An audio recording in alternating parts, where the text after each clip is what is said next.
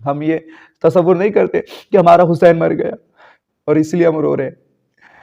تم ہماری جان بھی لے لو گے نا، ہم حسین کے غم میں رونا بند نہیں کریں گے.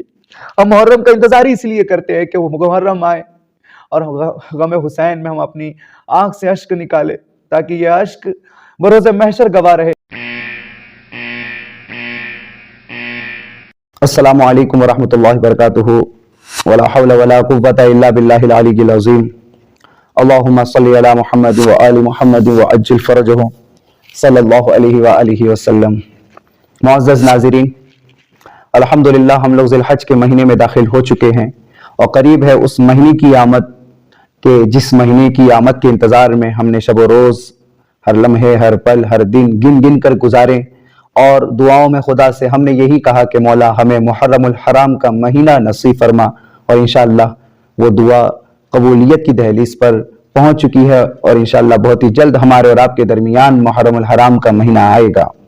اور جیسے ہی محرم کا مہینہ آئے گا، ہم عزاداروں پر، ہم حسین کے غم خواروں پر اور ہماری اداؤں پر، ہماری جو آستھائیں ہیں، عقیدت ہے، ان پر کچھ برساتی مینڈک کی طرح مولوی نما خبیث النسل جنہیں کہہ لیا جائے، وہ فتویٰ دیں گے. تحریروں میں، تقریروں میں، بیانات میں، ہر جگہ وہ تعزیہ داری پر، علمداری پر، پنجوں پر الٹی سیدھی غلیظ باتیں کرتے ہوئے نظر آئیں گے اور اعتراض جتائیں گے اور بڑی بڑی باتیں کریں گے. یہاں تک کہ ان کے فتوے ہیں کہ اگر تم تعزیہ دیکھتے ہو، علم دیکھتے ہو، تمہارا نکاح ٹوٹ جائے گا. تو میں یہی عرض کروں گا کہ اگر آپ کا نکاح ٹوٹتا ہے تعزیہ اور علمداری کو دیکھ کر، تو یہ کام ہم ہر بار کریں گے، زیادہ سے زیادہ کریں گے، بار بار کریں گے، تاکہ تم دیکھو تمہارا نکاح ٹوٹے اور نسل حرام میں چلے جاؤ، نہ یہاں کے رہو نہ وہاں کے رہو. خیر، میں مختصر سی بات کروں گا اور ایک آیت اور ایک حدیث آپ کے سامنے، پھر اس پر نتائج انشاءاللہ. سب سے پہلے سورہ بقرہ دوسرا پارہ. بسم اللہ الرحمن الرحیم. ان الصفا والمروہ من شعائر اللہ. بے شک صفا اور مروہ اللہ کی نشانیوں میں سے ہیں. صفا اور مروہ یہ دو پہاڑی ہے جس کے بارے میں اللہ نے کہا کہ یہ شعائر اللہ ہے. صفا و مروہ سے واقعہ حضرت اسماعیل اور حضرت حاجرہ سلام اللہ علیہ کا ریلیٹڈ ہے. حضرت حاجرہ کا دوڑ لگانا پانی کی تلاش میں، حضرت اسماعیل علیہ السلام کی پیاس کے خاطر مشکلیں اٹھانا، مصیبتیں اٹھانا، اور صفا اور مروہ اور صفا میں چکر لگانا، یہ ادا اللہ کو پسند آئی. اللہ نے پھر اسے اپنی شعائر میں شمار کیا.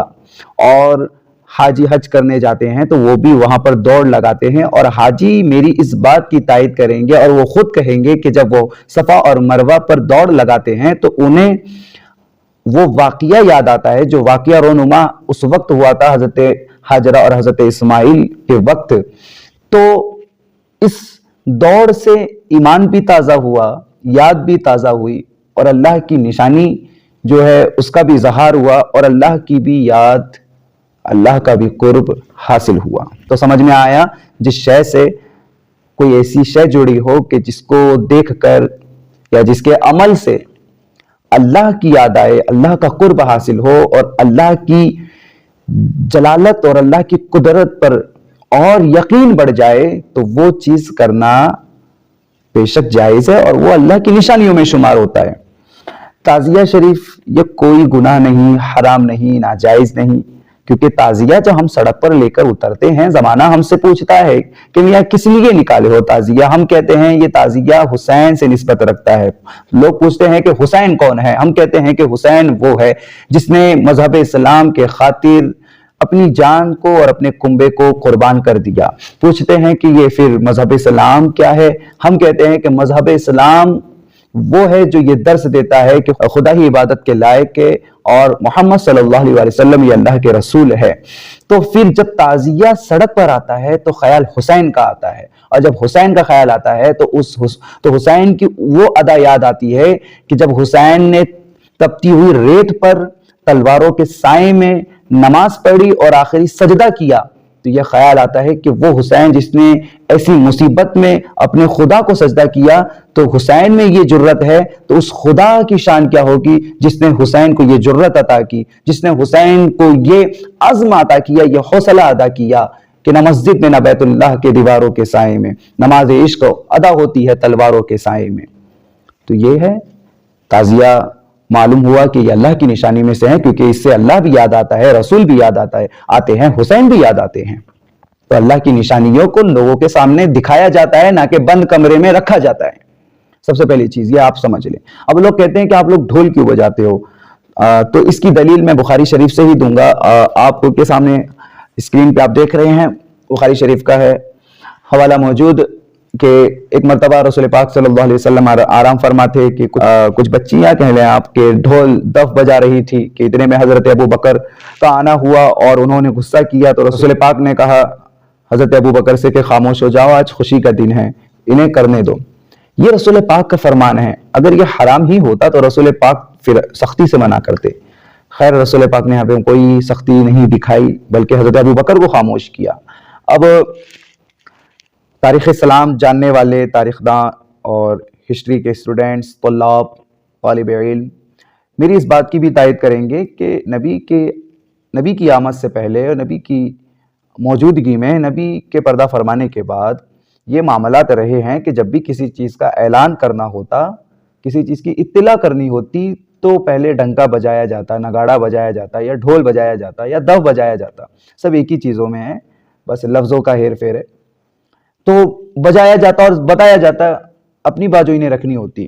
اور بہت سی اسلامی جنگیں بھی آپ دیکھیں، اسلامی حکومت میں بھی یہ رہا ہے کہ جب بھی کسی شخص کی فوج لشکر جیتتی، کسی حکومت کی فوج اگر فتح حاصل کرتی تو اپنی فتح کو بتانے کے لیے، جتانے کے لیے وہ ڈھول بجاتے، اعلان کے لیے ڈھول بجاتے، اطلاع کے لیے ڈھول بجاتے۔ تو ہم ڈھول بجاتے ہیں اسی لیے کہ سرکار مولا حسین علیہ السلام جیت گئے، اور جنہیں ڈھول سے تکلیف ہو رہی ہے ان کے باپ یزید اور یزیدیت ہار گئے۔ یہ ہمارا سیدھا سا کانسیپٹ ہے کہ ہم ڈھول اس لیے بجاتے ہیں کہ زمانے کو ہم اطلاع کرتے ہیں، بطور اعلان بتاتے ہیں، ڈنکے کی چوٹ پر ببانگ دوحل بتاتے ہیں کہ حسین جیت گئے، یزید ہار گیا۔ یہاں پر یہ لوگ ڈنڈی ماریں گے مولوی لوگ کہ بھائی گھر پہ میت ہو تو کیا جائز ہے کہ میت پڑی رہے اور ڈھول تم بجاؤ؟ تو ان بے شرموں کو واللہ مولا ہدایت دے کہ انہیں شرم نہیں آتی کہ انہوں نے حسین علیہ السلام کہ جن شہید کے بارے میں اللہ نے کہا کہ تم انہیں مردہ نہ کہو، تمہیں ان کی زندگی کا شعور نہیں، یہ تو اللہ کی طرف سے اپنا رزق پاتے ہیں، یہ زندہ ہے۔ اور مولا حسین کو یہ لوگ میت سے تعبیر کرتے ہیں، معاذ اللہ ثم معاذ اللہ۔ یہ ان کی سوچ، ان کی گندی نیت، انہیں قرآن فہمی کی غلط فہمی ہے، اس لیے یہ لوگ نہیں سمجھ پا رہے کہ حسین کیا ہے۔ ورنہ یہی آیت کہ جو اللہ نے کہا تھا کہ مردہ مت کہو، جو شہید ہے وہ تو زندہ ہے، وہ اللہ کی طرف سے رزق پاتے ہیں، تم کو شعور ہی نہیں ہے ان کی زندگی کا، یہ تو قرآن کہہ رہا ہے، مگر انہیں تو قرآن بھی تو سمجھ میں نہیں آتا۔ ڈھول یہ تصور کر کے نہیں بجاتے کہ حسین مردہ ہے، ہم یہ تصور کرتے ہیں قرآن کی نص سے کہ حسین زندہ ہے، اور ہم یہ بتا رہے ہیں کہ حسین زندہ ہے، یزید مردہ ہے، حسین جیت گئے، یزید ہار گیا، یزید مردہ باد، حسین زندہ باد۔ یہ ہے ہمارا کنسپٹ جو ہم کرتے ہیں۔ اب لوگ کہتے ہیں کہ تم جب حسین کو زندہ مانتے ہو تو روتے کیوں ہو؟ تو حسین زندہ ہے تو رونے کی کیا بات ہے؟ دیکھو ہم تصور کبھی یہ نہیں کرتے کہ حسین مردہ ہے یا مر گئے، معاذ اللہ ثم معاذ اللہ، حسین زندہ ہے، اور ہم روتے اس لیے نہیں کہ حسین مر گئے۔ وہ اوروں کا پیر و مرشد ہوگا جو مر گیا، مٹی میں مل گیا، ہمارا حسین زندہ تھا، زندہ ہے، زندہ رہے گا۔ اور ہم جو روتے ہیں نا، وہ اس لیے روتے ہیں کہ جس نبی کا کلمہ پڑھتے تھے نا مسلمان، اسی نبی کے بچوں کے ساتھ کربلا میں بے تحاشا ظلم کیا گیا، ان پر مصائب ڈھالے گئے۔ حضرت علی اصغر 6 مہینے کے تھے، ان کے ہونٹ سوکھ گئے تھے، مولا حسین لے کے گئے تھے یزیدیوں کے سامنے، کہا تھا کہ پانی دے دو، دشمنی تم کو مجھ سے ہے نا، اس بچے سے کیا؟ جس تیر سے ایسے جانور کا شکار کیا جاتا کہ جس کی چمڑی موٹی ہوتی، وہی تیر کہ جس تیر پر 3 نوکیلے لوہے تھے، اسی تیر سے ایک نازک سا گلا 6 ماہ کا بچہ جو حسین کا بچہ تھا، علی اصغر تھا، چلایا جاتا ہے اور حلق چیر کر نکلتا ہے حسین کے بازو سے.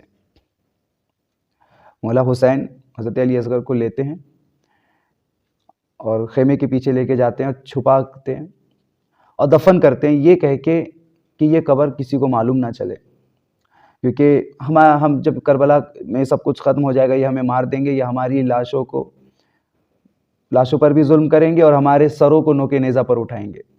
تو حضرت علی اصغر کی لاش کو مولا حسین نے ایک خیمے کے پیچھے چھپا دیا، وہیں پہ قبر بنا دی. جب کربلا میں سب شہید ہو گئے، جب سروں کو جمع کیا جا رہا تھا، تو ایک یزیدی نے کہا کہ حسین کا ایک بیٹا تھا 6 ماہ کا جس کو وہ لے کر آیا تھا، اس بچے کا سر نہیں دکھ رہا ہے، ذرا ڈھونڈو. تو جب ڈھونڈنے لگایا تو کچھ لوگ خیمے کے پیچھے پہنچے، تو جب انہوں نے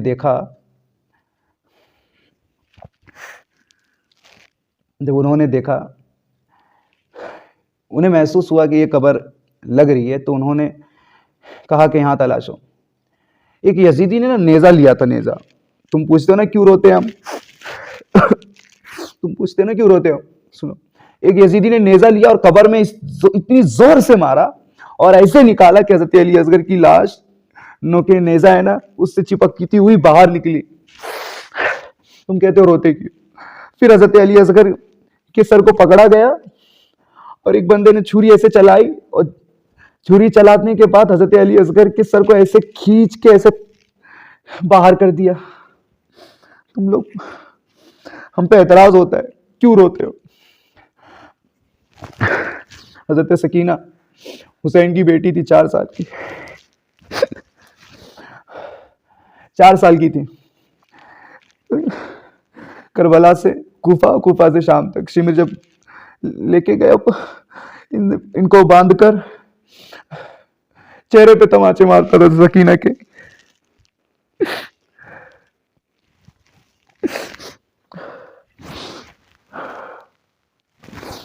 چہرے پہ تماچے مارتا.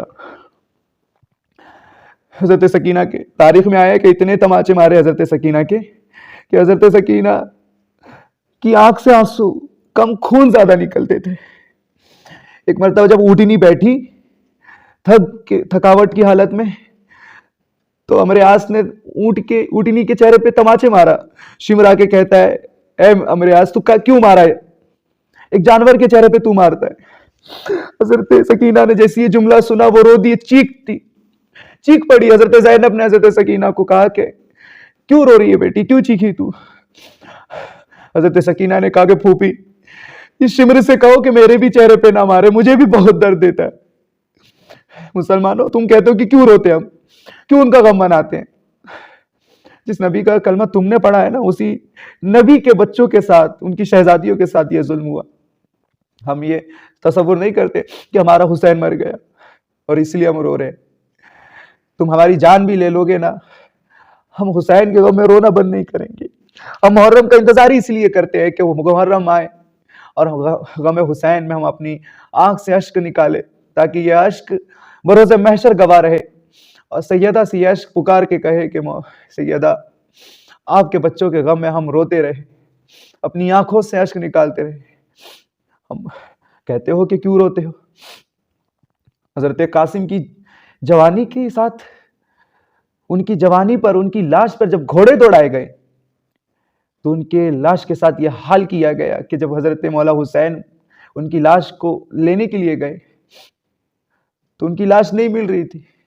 تو تاریخ میں آیا ہے جو گھوڑے ان پر دوڑائے گئے تھے، ان گھوڑوں کے پیروں سے حضرت قاسم کی لاش کے گوشت ایسے کھینچ کے نکالے گئے، اور اس طرح سے حضرت قاسم کی لاش کے جو چتڑے ہوئے تھے وہ سارے گوشت کو جمع کر کے مولا حسین سینے سے لگا کر خیمے میں لاتے. تم کہتے ہو کیوں روتے ہو؟ میں مسلمانوں سے کہوں گا، دیکھو رسول کا کلمہ پڑھتے ہو، اپنے نبی کی محبت کا دعویٰ کرتے ہو، کبھی اس معیار پہ آ کے محبت کرنا تو پتہ چلے گا کہ غم حسین میں آنکھ سے اشک کیوں نکلتے. السلام علیکم ورحمۃ اللہ وبرکاتہ.